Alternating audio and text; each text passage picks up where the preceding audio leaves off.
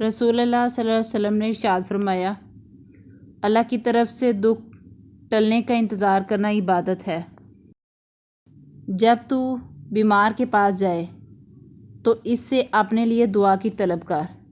بیمار کی دعا ایسی ہے جیسے ملائکہ کی دعا۔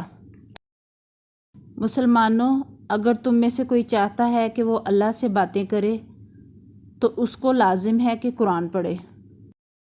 رسول اللہ صلی اللہ علیہ وسلم نے کبھی کسی کھانے میں عیب نہیں نکالا۔ اگر آپ کو کھانا اچھا لگتا تو اسے کھا لیتے، ورنہ چھوڑ دیتے۔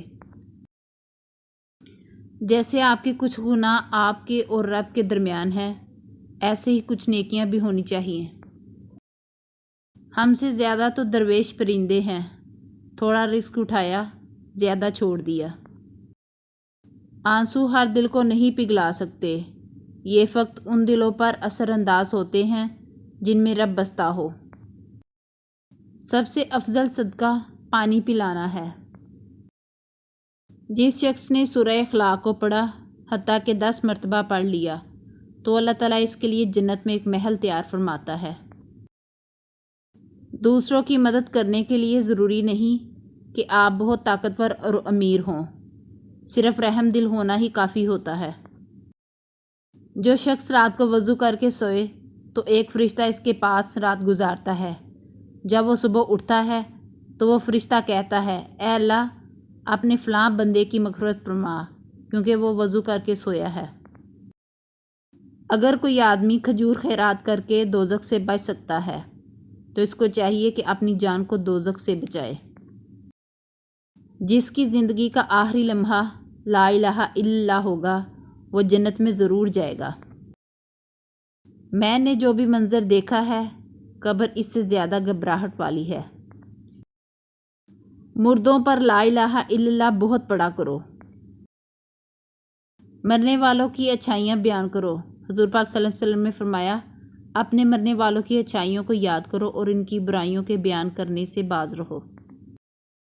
مسکین کو وہ کھانا مت کھلاؤ جس کو تم خود نہیں کھاتے۔ خیرات کیا کرو کہ صدقہ تم کو دوزخ کی آگ سے چھڑانے کا ذریعہ ہے۔ صدقہ سائل کے ہاتھ سے پہلے اللہ کی بارگاہ میں جاتا ہے۔ صدقہ کر لو، کیونکہ تم پر ایک ایسا زمانہ بھی آنے والا ہے جب ایک آدمی اپنے مال کا صدقہ لے کر نکلے گا، لیکن اسے کوئی قبول کرنے والا نہیں ملے گا۔ دنیا آخرت کی کھیتی ہے، جو بوئے گا وہ کاٹے گا۔ اگر تم وہ جان لیتے جو میں جانتا ہوں تو تم بہت کم ہنستے اور بہت زیادہ روتے۔ عورتوں کی سب سے بہترین مسجد ان کے گھر کا آخری اندرونی کمرہ ہے۔ مومن کا مرض اس کی خطاؤں کا کفارہ ہوتا ہے۔ آنکھوں کا رونا اور دل کا خوف اللہ کی رحمت ہے۔ سخی آدمی اللہ سے نزدیک ہوتا ہے، جنت سے نزدیک ہوتا ہے اور دوزخ سے دور ہوتا ہے۔ سخت دل آدمی اللہ سے بہت دور رہتا ہے۔ اگر لوگوں کو فجر اور عشاء کی نماز کا ثواب معلوم ہو جائے تو گھٹنوں کے بل گھسیٹتے ہوئے مسجد میں جائیں۔